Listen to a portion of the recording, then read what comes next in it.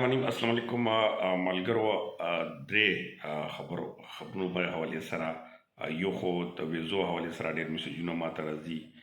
چې پاکستان کې خاص کر د افغانستان یا د افغانانو چې بهر ملکونو کې هم دي او کا افغانستان نه دی ویزو یقینا چې ډېر زیات پرابلم جوړ کړی دي ورسره څنګه چې څه فیصلو باندې پاکستان واپسي لکه یو ټن ورته وایي چې واخیسته لکه څنګه تجارتي حوالې سره چې کوم د ګاډو پاسپورټ د ګاډ کوم ډرایوران دي هغه سکلنډران دي د هغې ته چې کومه معامله وه هغه خو بالکل هغه واپس شولی چې یکم مهینه دغې میاشتې نه باقاعده 6,000 تقریبا دغه وښودل کېږي چې دا ګاډي ترانسپورټ د تورخم بارډر او چمن بارډر همدغه شانتي نور بارډرز باندې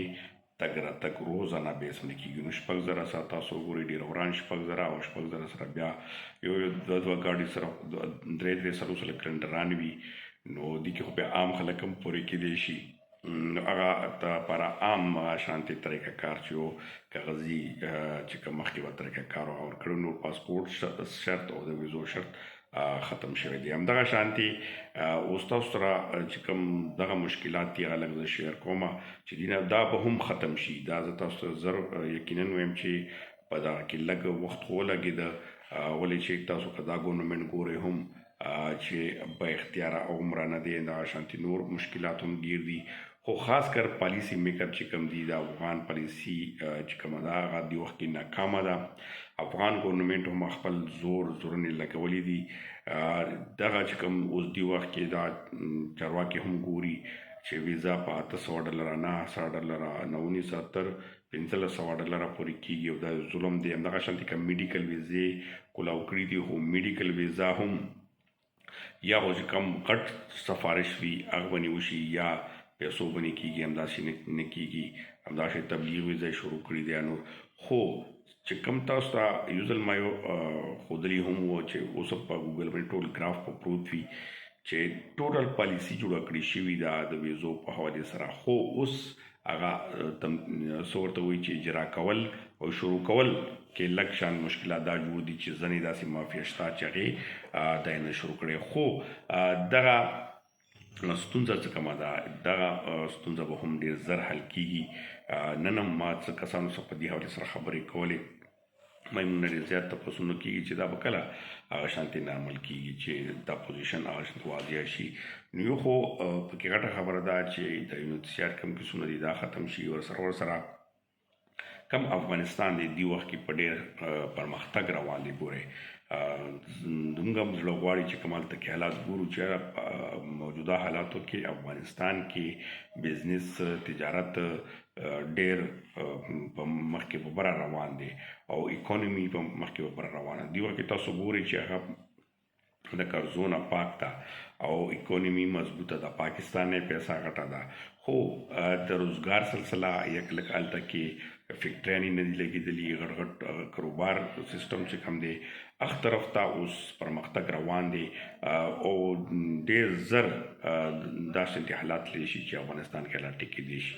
نو بیا خو به زه دا وایم چې پاکستان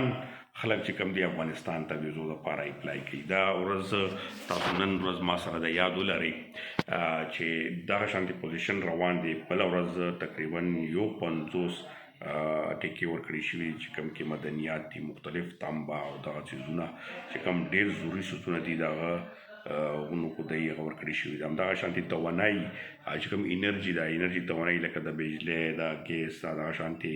د هغې معاهدې روانې دي ورسره ډیمونه چې کوم دي شروع شوي دي او نور پرمختګ کارونه روان شوي. اول خبره خو دا چې هلته کې رشوت او چې کوم د حکومتي شاخرچې دي دا نشته دا بالکل بند کړي دي. نو ډېره پیسه خو په هغه باندې بچ کېږي. نو یقینا چې دې سره ایمانداري پکې چې وي که ډېره نه وي نو د 80% ایمانداري خو پکې شته.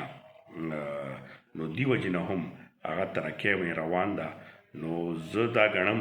چې پاکستان خو به خود ورته وي چې راشي مفت ویزې اخلئ چې پاکستان ته به پاکستان خلکو ته به هلته روزګار ته تللو دپاره ویزو ضرورت پیښیږي.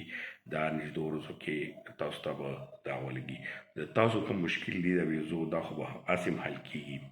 دا اوس دی وخت کې څه زموږ خپلې غلطیانې دي چې په ډالرو مبالغه کړل مجبوریان یې وګڼئ اساس خو دا به ډېر زر ختم شي دا به تاسو سره یو پیشنګویي ورته ووایه یا ورته بل څه ووایه خو بهرحال دا حقیقت دی دې حقیقت ته به تاسو ته انشاءالله ډېر زر پته ولګي او خبرونه ډېر دي انشاءالله د سره روزانه به ښې تبصرې مخې ته خبرونه چې کوم تاسو ته تاسو په خبر نه وي دروغو د یا نورو کیسو وجې نه پریشانیانو کې انشاءالله موږ به کوشش کوو چې حقیقت مخې ته تاسو ته راوړو او په دې کې سره هر نمونه تاسو نه تعاون هم غواړو تعاون دا دی چې چینل لایک سبسکرایب او مخکې ته شیر کول دا ستاسو کار دی نور به موږ انشاءالله کوشش کوو چې